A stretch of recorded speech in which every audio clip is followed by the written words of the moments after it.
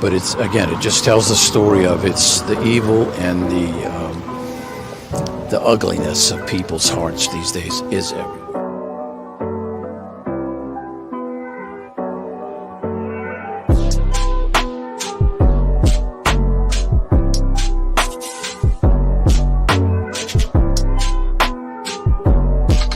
This is Franky Rose's Think Tank. Here's your host, Franky Rose. Hey guys, welcome back to the Think Tank. So we're just waiting for the powers that be from the penthouse, from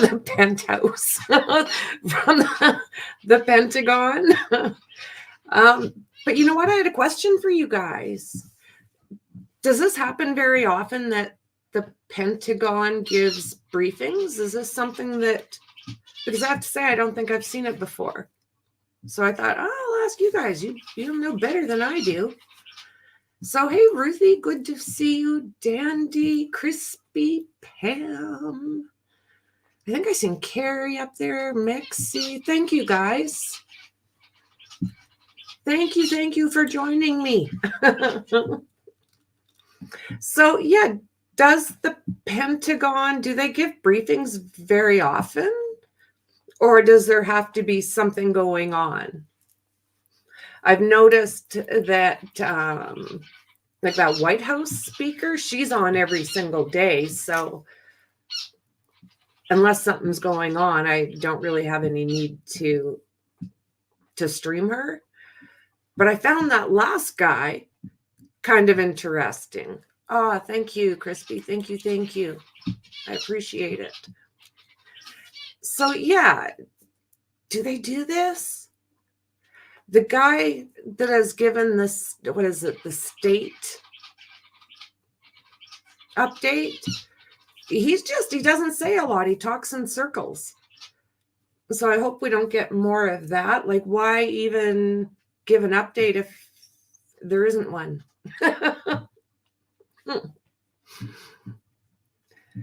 Yeah. This is it. Wouldn't want to be anywhere else. Yeah. Yep. No, I'm pretty happy hanging out in Canada. We do have our own meathead, but I feel a little bit safer at the moment. So anybody that needs a house to stay, pick me. Come on over. Well, my friends, you know who you are. Not a random stranger. Can't be doing that.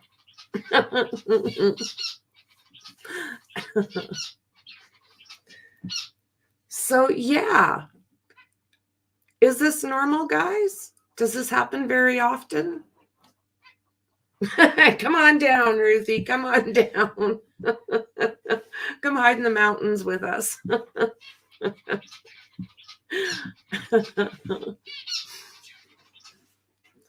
So whatever he's got to say, I hope he actually says it instead of giving us a song and a dance, because that was no good.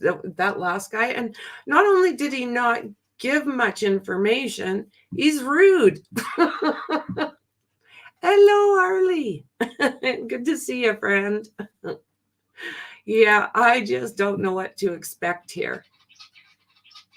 I just really don't. Is he going to talk about what's going on in like Iraq and Iran? Is that what they're going to do? Thank you.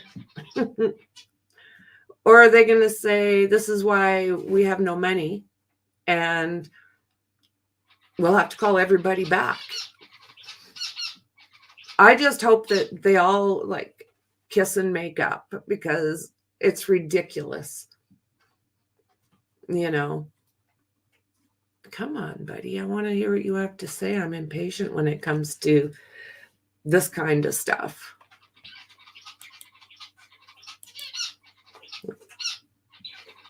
Oh, my little birds are chatty again. I had them listening to, they say that they like the music, so I don't know if they agree with my choice, but if they're chirping lots and that means they like it, then okay, that means they like Kid Rock. Like Katie Tinstall. Oh, Nickelback. Alanis Morissette. They just was like, I thought this is either terrifying them or they're enjoying it. Oh, it's just Pam, you know, they're sure shady, aren't they? And it's not like US is any different. Oh, good Lord, here we go.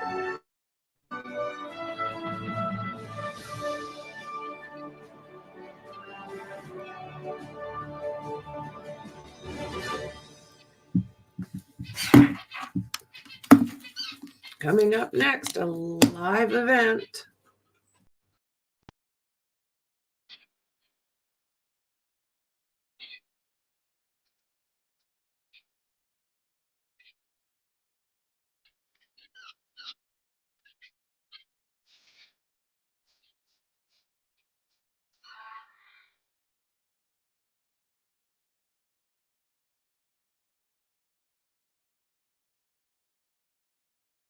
Hmm.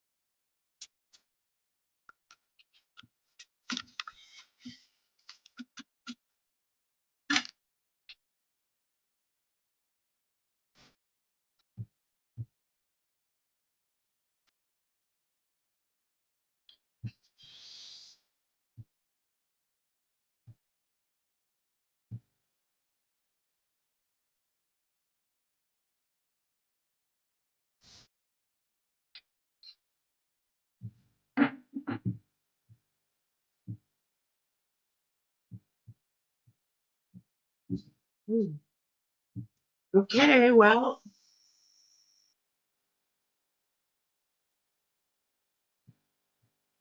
why can't these guys like be on time? No wonder the judges and what have you are never on time. Look at their almighty leader.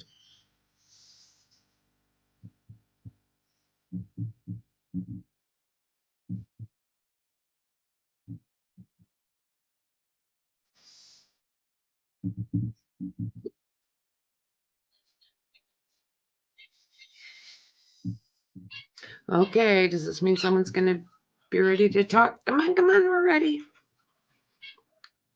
Come on.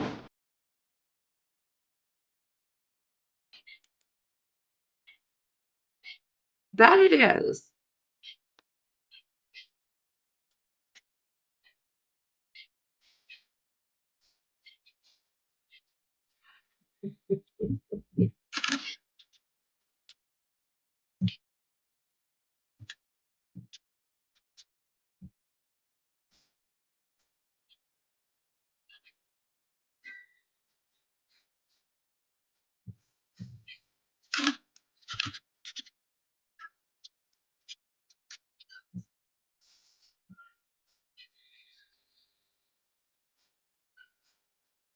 Okay, we're ready. We're all gathered.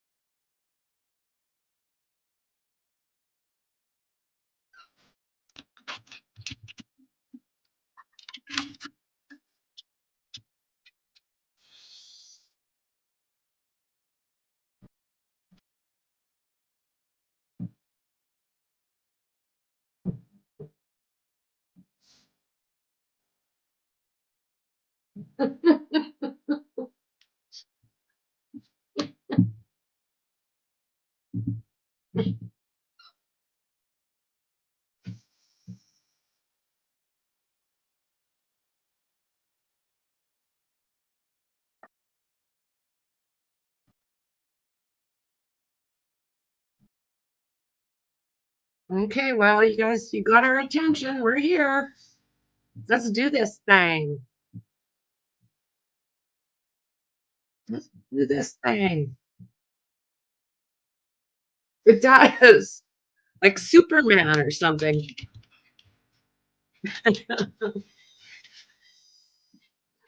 Yeah, like Superman. That's what it reminds me of.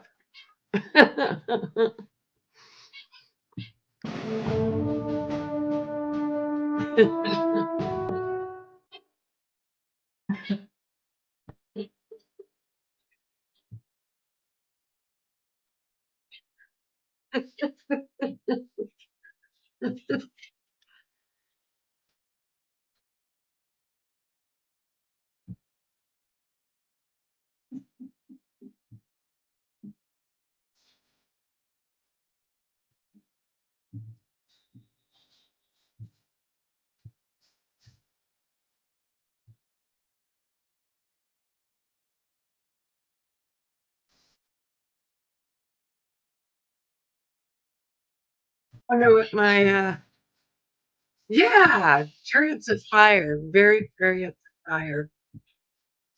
Yeah.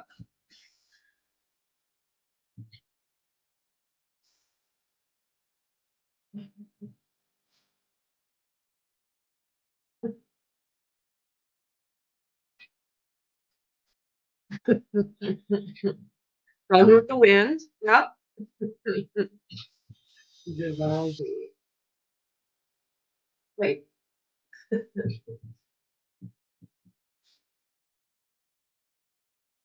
I'm swaying to it. I don't know if that's a good sign or not.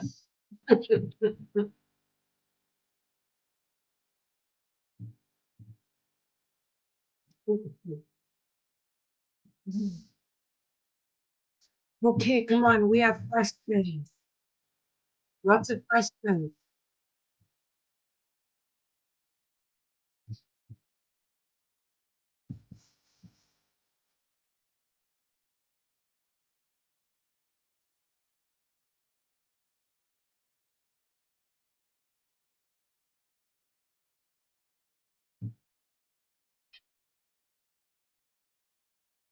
Oh, yikes.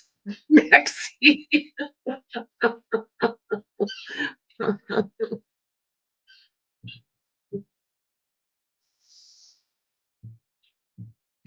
Where are you getting all this? Where are you getting all that stuff from?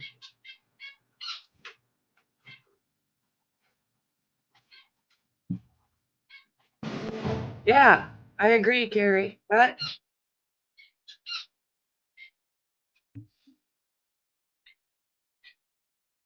Yeah, I don't like those words you're putting up there.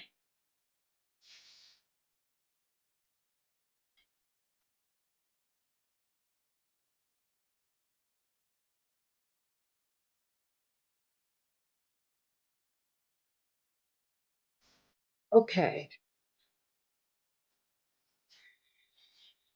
July 4th. Okay.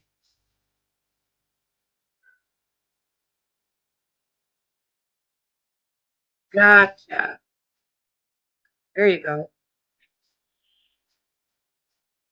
There you go. It's like, if they're saying this, what?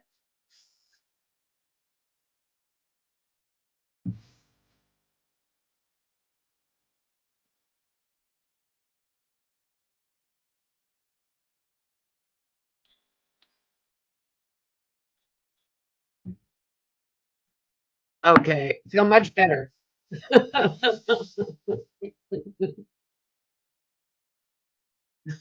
What is she saying right now?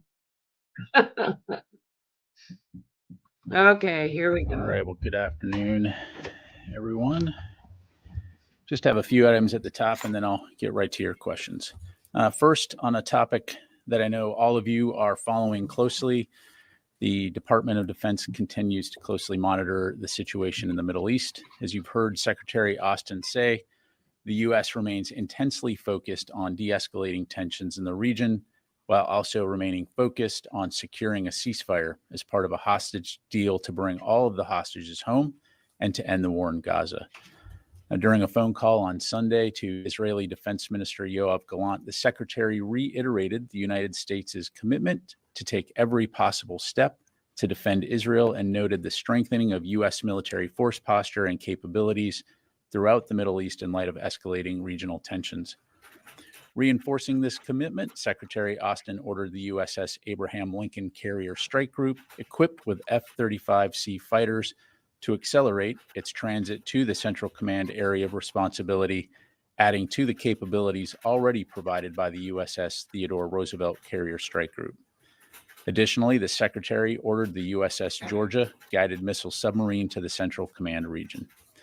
These U.S. military force posture adjustments are designed to improve U.S. force protection, to increase our support for the defense of Israel, and to ensure the United States is prepared to respond to a wide variety of contingencies. During their call, Secretary Austin and Minister Gallant also discussed Israel's operations in Gaza and the importance of mitigating civilian harm, progress towards securing a ceasefire and the release of hostages held in Gaza, and our efforts to deter aggression by Iran, Lebanese Hezbollah, and other Iran-aligned groups across the region.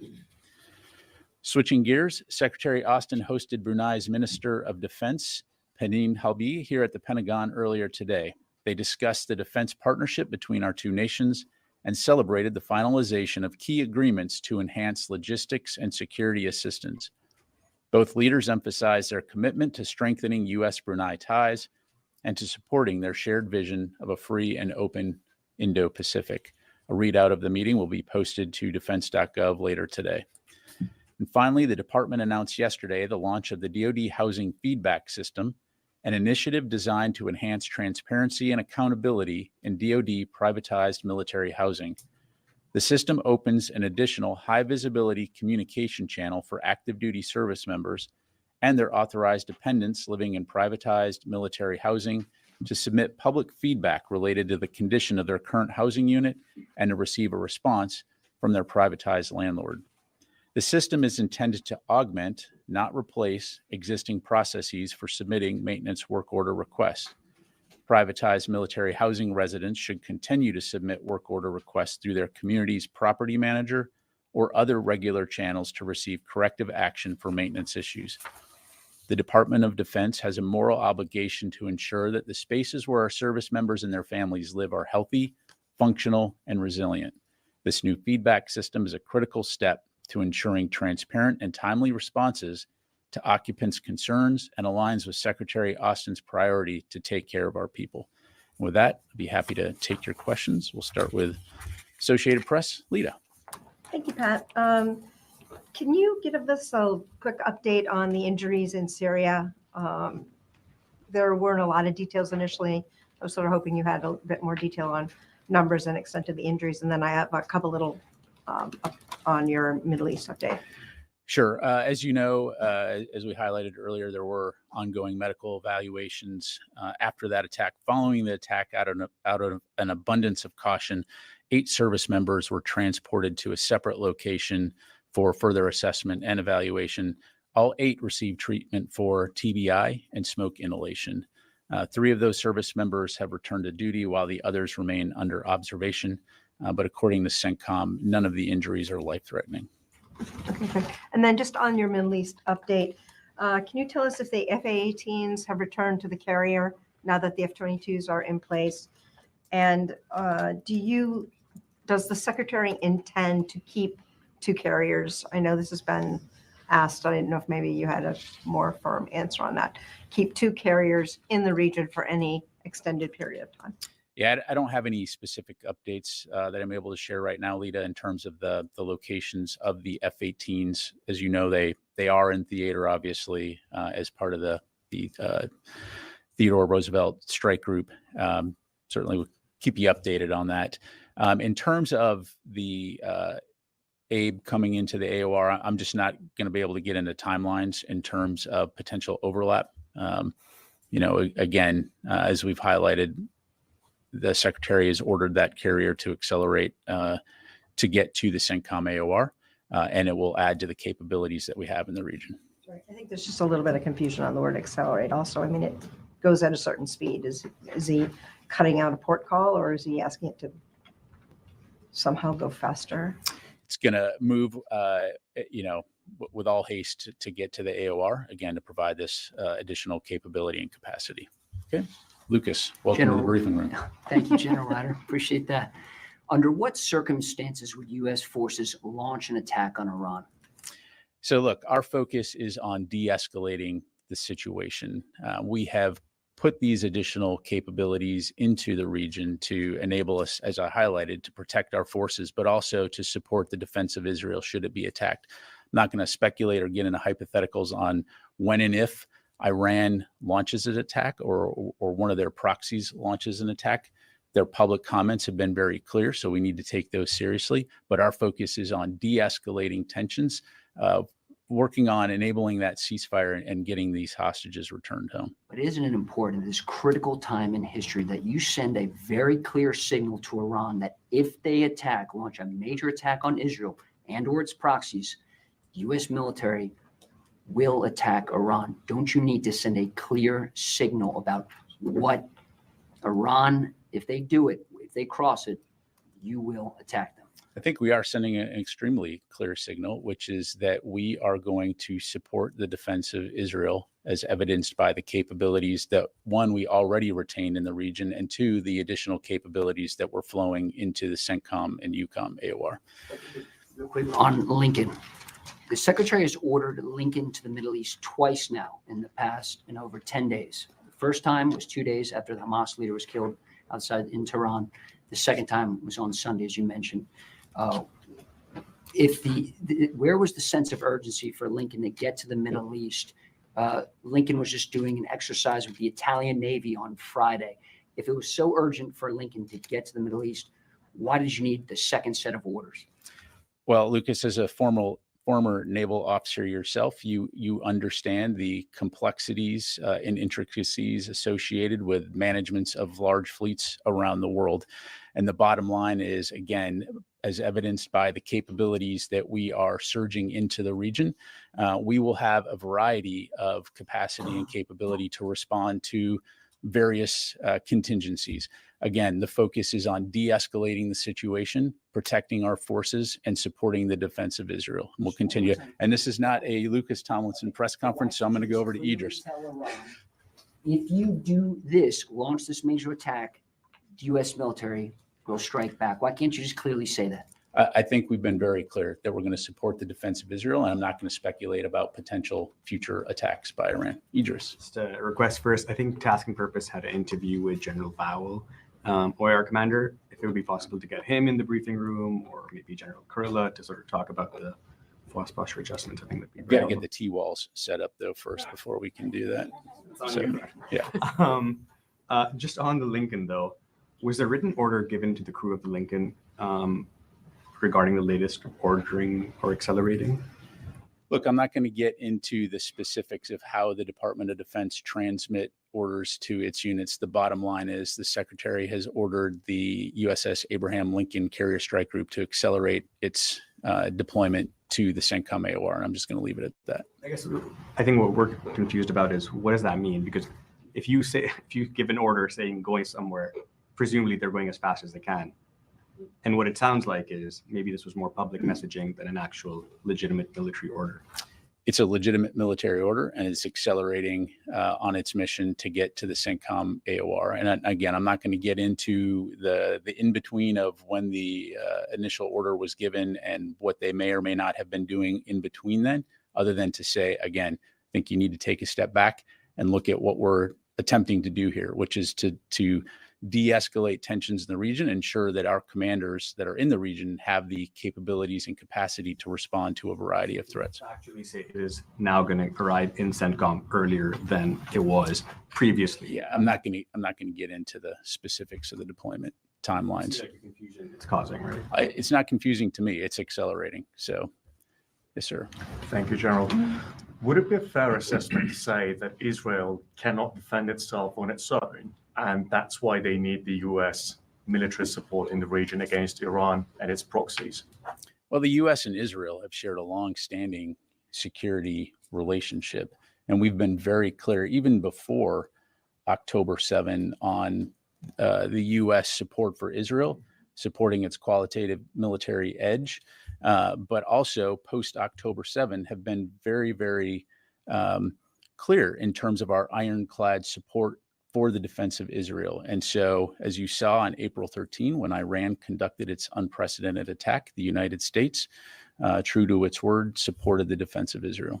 Just one more. So is this a just-in-case situation, or is this military support indispensable? Because you've got the F-35s, F-22s, F-18s, 16s, 15s, the warships, the air defense systems, the troops, everything, like, the whole 9 yards. Is this just in case or indispensable?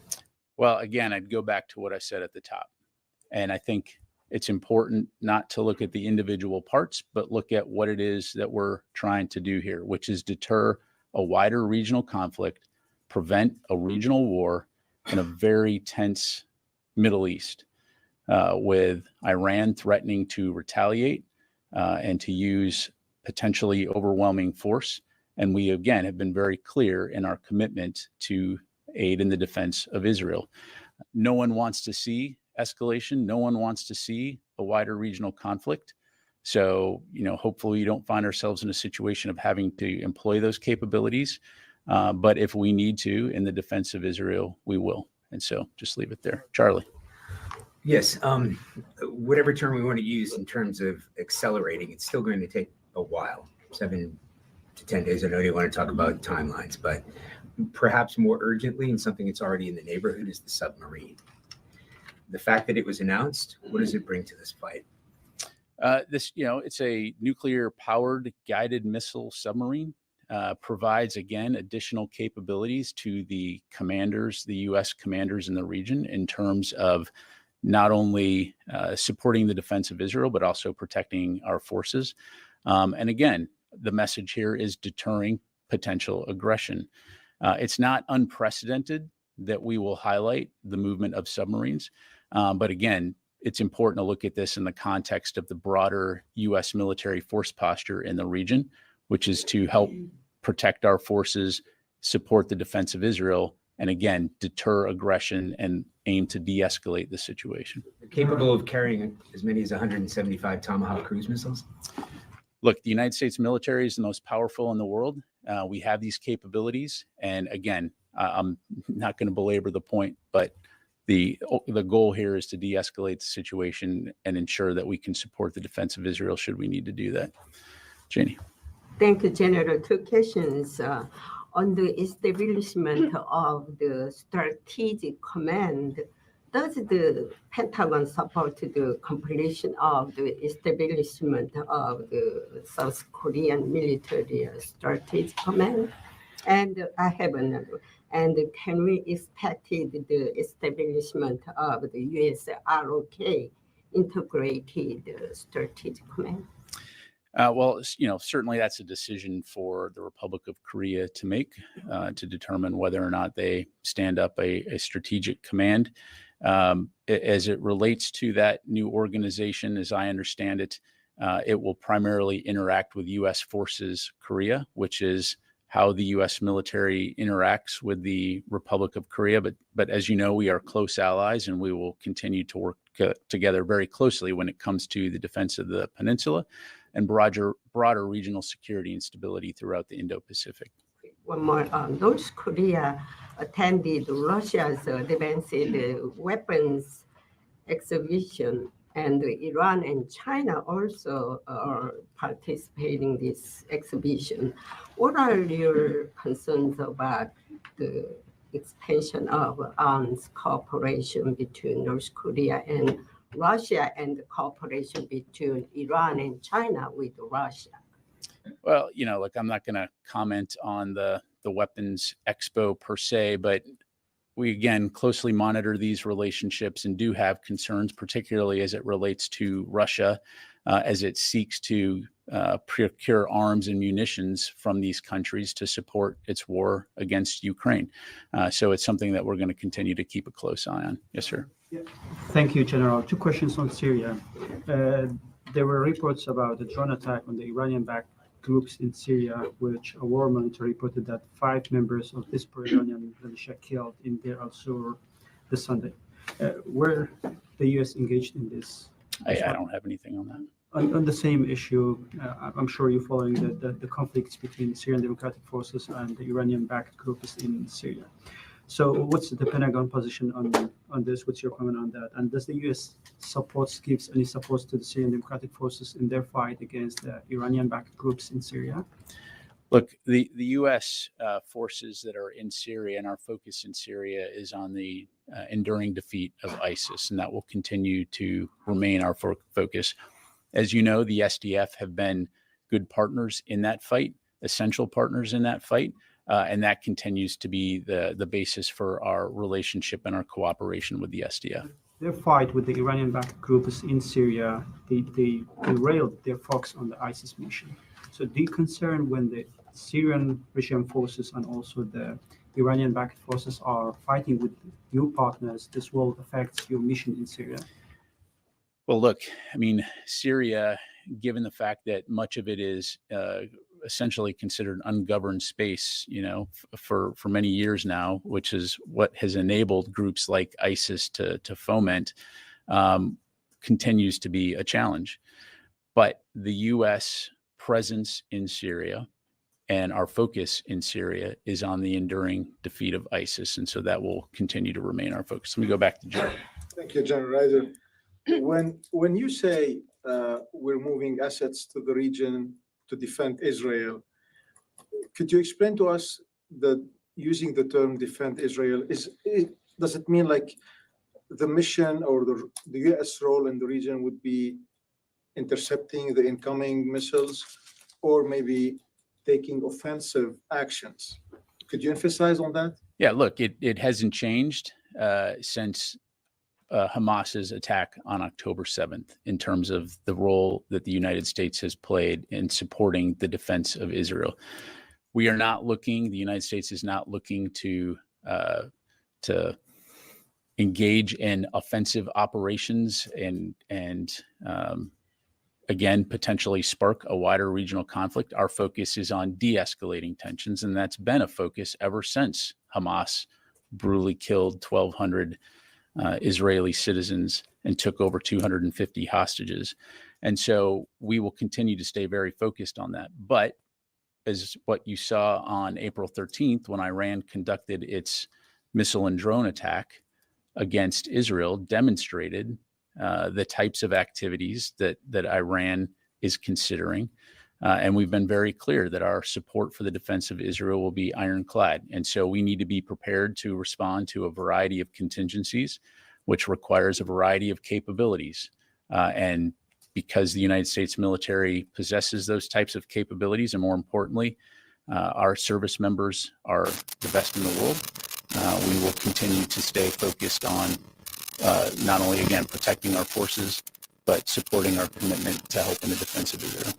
So, does the Pentagon believe that the deterrence is working in the region? So far, Joe, what I would tell you is that it's our assessment that the conflict between Israel and Hamas has been contained to Gaza. Certainly, that's not to say that there are not incredible tensions in the region. And that the situation right now in the Middle East is very serious, which is why we're taking it so seriously, which is why Secretary Austin has ordered additional capabilities into the region. Thank you. Joe. Thanks. Yesterday, the White House said that an Iranian attack or retaliation could come within days or this week. And then, so one, do you share this assessment? Then two, when asked if Iran or some of its proxies, including Hezbollah in Lebanon, have moved any of their assets or put certain rockets, missiles, drones into position, or if they've moved those into position to attack, we refer to the Pentagon. So have you guys seen any movement? Yeah, on your second question, I'm just not going to get into intelligence on what we may be seeing. On your first question, is an attack possible this week? That's certainly possible. The bottom line is, I'm not going to speculate or try to guess when they might attack, other than to say we need to take it seriously, and we are doing that. And so we will be prepared and are prepared. Second, on the attacks on U.S. troops, we've seen several in the last few weeks, but in two separate attacks, troops have been injured or wounded. We have not seen a U.S. response. Is part of the reasoning for that because of the tense situation in the Middle East that you've mentioned during this briefing, or has the U.S. decided not to respond to these?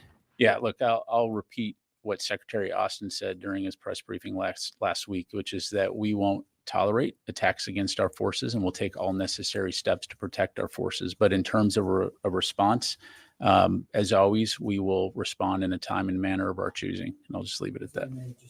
Just is it? I mean, is the situation, current situation, is that being taken into account by the department? Look, I'm not going to have anything to provide beyond what I just said. Carla. Thanks, Pat. Is USS Georgia in CENTCOM now? It is not. Okay, and then on the attacks in Syria on Rubalan landing zone, who is responsible for those attacks? So we assess that it was conducted by Iranian-backed militia, but we're still digging into the specifics of that. So thank you. Let me go to the phone here real quick. Chris Gordon, Air and Space. Thanks, Pat. The Abraham Lincoln is headed to CENTCOM from the Pacific. The Theodore Roosevelt was previously in the Indo-Pacific.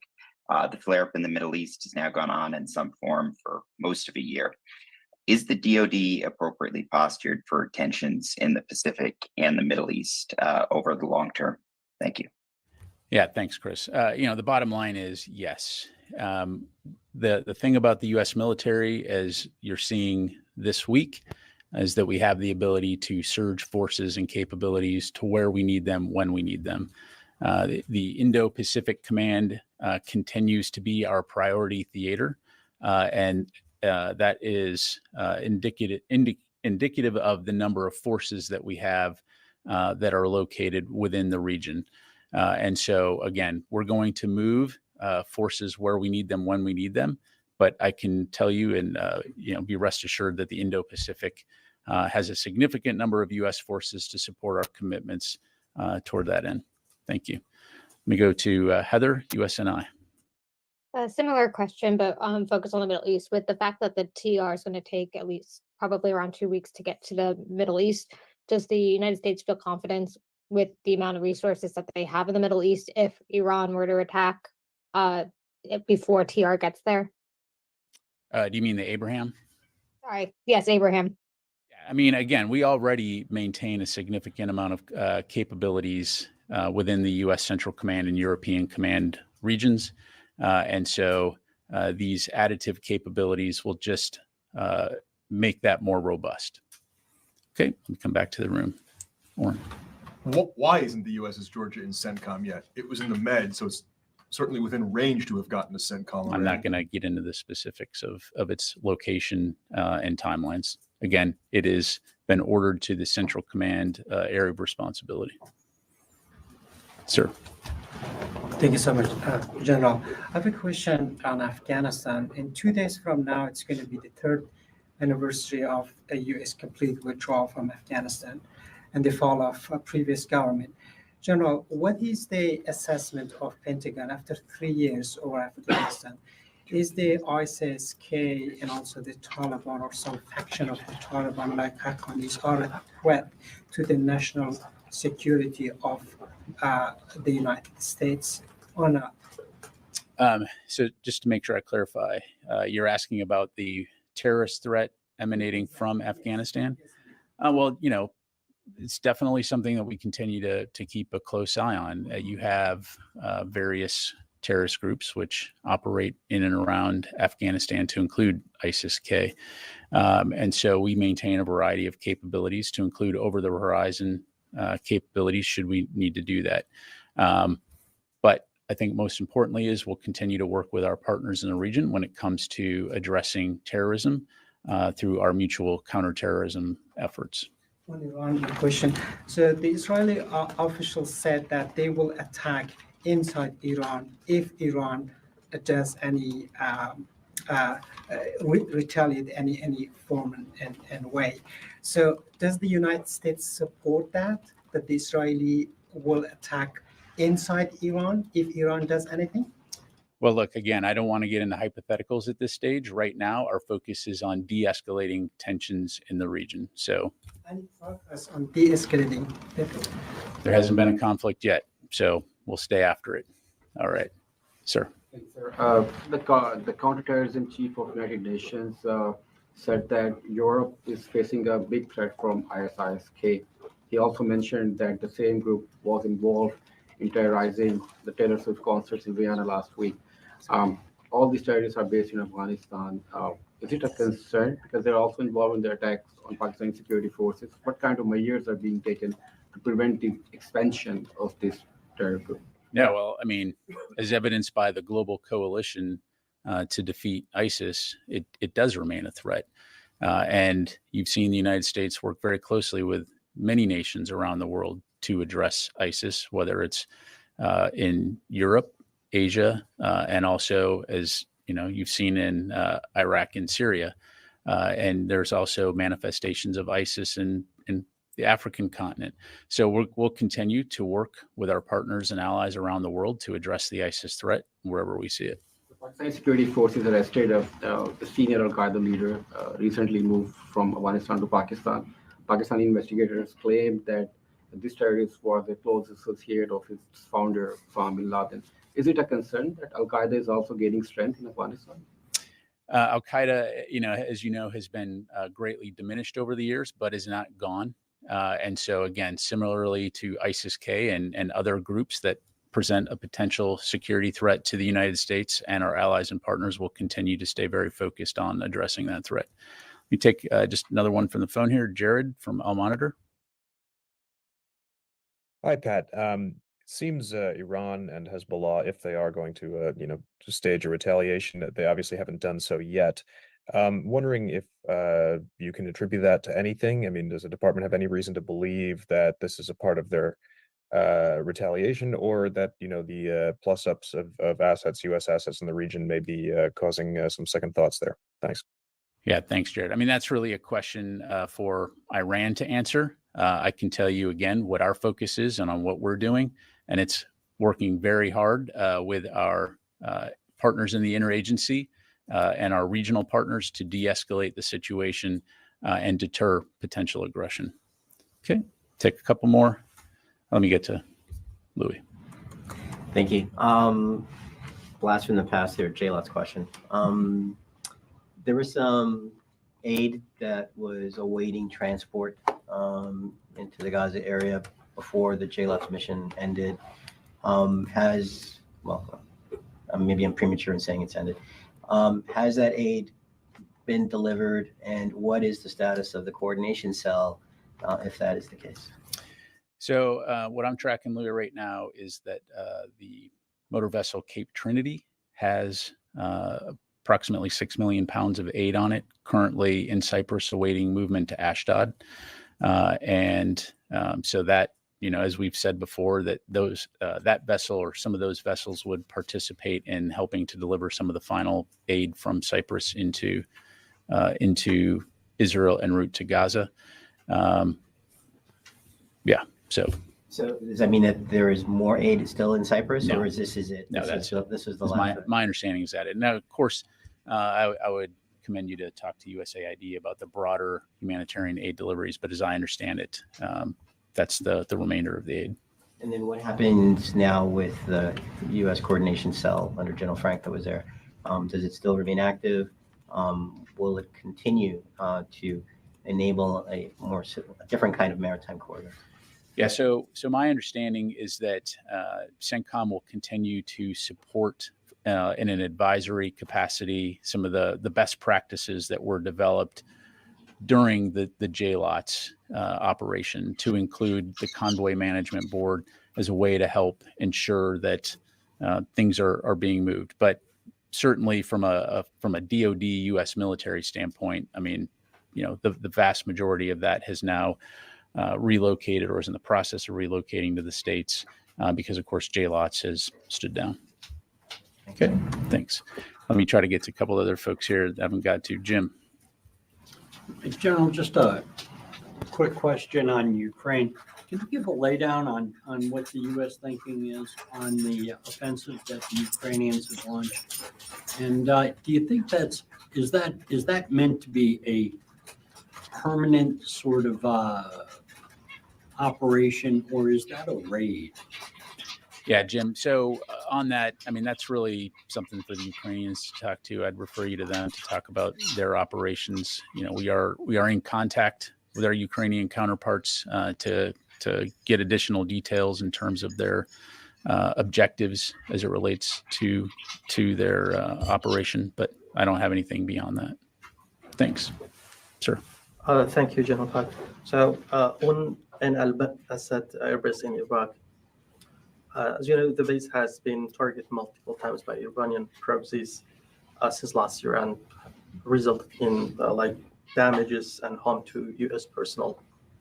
So does the base have sophisticated air system and capabilities to intercept the missiles and drones? So as I'm sure you can appreciate, I won't go into the specifics of exactly what we have in terms of air defense or facility defense capabilities, other than to say that that's something we take incredibly seriously and are constantly assessing those capabilities and ensuring that we're doing everything we can to protect our forces. That's not to say, though, and history has shown this, that our forces often operate in harm's way and do in dangerous places. And that's why they are trained. That's why we ask them to serve in uniform. And as evidenced by their performance, they do brilliant and important work every single day in defense of our nation. So we're going to do everything we can to ensure that they have the best when it comes to force protection. One more, if you don't mind. Have your diplomatic efforts to persuade or stop Iran from launching strikes had any result? I mean, did you receive any message from Iran directly or indirectly? Yeah, I don't have anything to provide on that. Question he had. You said the secretary takes every possible step. He will take every possible. Secretary Austin will take every possible step to defend Israel. Does that include taking offensive strikes against Iran? Look, again, we are focused on supporting the defense of Israel, de-escalating the situation, and preventing a broader conflict. I'm not going to get into hypotheticals. I'm not going to get into hypotheticals. Rule what out? Taking strikes against Iran. You're saying the U.S. taking preemptive strikes. If Israel is attacked in a major... So you're getting into hypotheticals. You started it with if, and I'm going to not get into hypotheticals. So there you go. Thanks. Important to be clear to Brad, I think we're being pretty clear, Lucas. We're sending significant... I'm being very clear to Lucas and Iran that we are sending significant capabilities in the region to protect our forces and support the defense of Israel and respond to a wide variety of contingencies. If you look at the strategic goal here, it's to de-escalate the situation and prevent a wider regional war. And that requires diplomacy, it requires military force presence, and it requires being smart about how we go about doing this. We're not seeking conflict. We don't want conflict. But we're going to do what we need to do to support the defense of Israel and support the protection of our forces. But again, the underlying message here is we're working to de-escalate tensions. No one wants a wider war. Brad. So on Ukraine, can you say if Russia has redeployed troops from the front lines of eastern Ukraine to defend its borders in Kursk? And if so, is it a significant number of troops? Yeah, I don't have anything to provide on that from the podium here, Brad. You know, again, I'd refer you to the Russian MOD. It's something that we're keeping an eye on. You know, our focus at the end of the day when it comes to Ukraine is supporting Ukraine and its ability to defend its sovereign territory and to take back sovereign territory within Ukraine. Thanks. Time for just a couple more to go. Charlie, and then I'll come to you. Yes, sir. Thank you, General. Changing the topic entirely. We're following the story about this Defense Department contractor who's arrested with a ton of classified documents stolen from this building. Could you shed some light on that? Seen the press reports on that, but I need to refer you to the Department of Justice for any questions on that. You can't tell me how serious this breach is. Yeah, I really just don't have anything to provide from here. I'd have to refer you to DOJ. Okay. Last question. Yes, sir. General, you mentioned several times your message that you are looking to de-escalate the tensions in the region. So my question, what we are seeing right now with the militaries increasing in several parties, do you believe that diplomatic solution is still possible? Do you think that the parties were listening? And what's your message to them? Look, there is always time for diplomacy to work, and that will continue to be the main effort, certainly for the United States government, in terms of working to de-escalate the situation, implement a ceasefire, and get the hostages home. So as long as there's hope, and there is, we'll continue to stay focused toward that end. And then I'm sorry, your second question. My second question is going to be another topic, please, if you would mind. There is some reports claiming that the weapon that being used to attack Al-Tabi'in school in Gaza recently was a U.S. bomb, a U.S.-made bomb. Do you confirm that, General? And do you believe that Israel is still using the U.S. weapons according to U.S. and international law? Yeah, when it comes to Israeli employment of munitions, I'd have to refer to them. I don't have any information to provide. In terms of civilian casualties, as I highlighted at the top, this is something that we continue to take very seriously. It's something that Secretary Austin has discussed with his Israeli counterpart every single time they talk, highlighting the importance and the moral imperative and the strategic imperative of ensuring that civilian safety and harm mitigation is taken into account in conducting operations. The bottom line is way too many civilians have died during this conflict, both Palestinian and Israelis. And so it's incredibly important that Israel continue to conduct its operations in a way, plan its operations in a way that is taking civilian safety into account. That's not to say, though, that Hamas doesn't bear responsibility as well in the fact that they conduct their operations and embed their forces amongst the civilian population in places like schools, mosques, hospitals, making it incredibly difficult for Israel to conduct its operations in these areas. So I'll leave it there. Thank you very much. Yeah. On the Louis question, that 6 million pounds that's on the, I think, Cape Trinity, is that part of that 20 million tons that you all keep talking about, or is that in addition to it? I believe the aid that was delivered previously, Correct. This would be in addition Okay, so to. this is in addition to that. Okay. Correct. Correct. All right. Thank you very much, everybody. Well, I don't know, guys. What do you think? What do you think about everything he just said there? I don't know. Didn't leave me comfy. Same thing as the other fellow, kind of danced around the important stuff. So I guess it's like a, yeah, didn't sound great, did it? Nope. But you know what? We'll just come on down, guys. Come on down. Lordy. Hopefully they don't do anything too stupid. Don't bite off more than they can chew, I guess, right? They don't seem to mind leaving everybody in the dark. Yeah. Yep. Oh, well, guys. So, yeah. Wasn't that fun? It's just, yeah, basically what you just said, Dandy, just a bunch more BS. I wish that our countries would just worry about what we're doing and not what they're doing on the other side of the freaking world. Keep us safe. Keep us safe. Please. Let's be the priority. That would be good. So, guys, with that said, I'm going to leave it right there.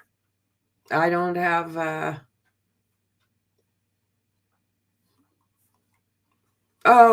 just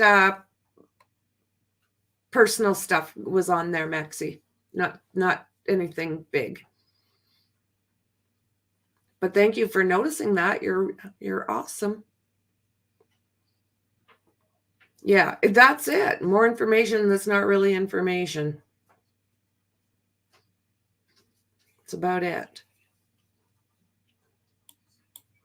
So yeah, we'll leave that there. And thanks for joining me, you guys. Don't forget to subscribe, like, and share. Hit the bell. I'll see you guys soon in the next one. Bye.